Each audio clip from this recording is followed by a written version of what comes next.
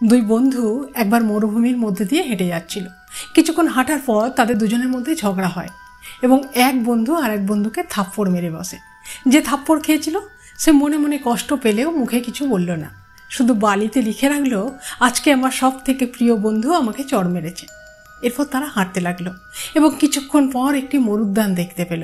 তারা ঠিক করলো সেখানে তারা বিশ্রাম নেবে এবং যেই বন্ধুটি চড় খেয়েছিল সে চোরাবালিতে আটকে ডুবতে শুরু করলো। তখন অপর বন্ধুটি তাকে বাঁচায়।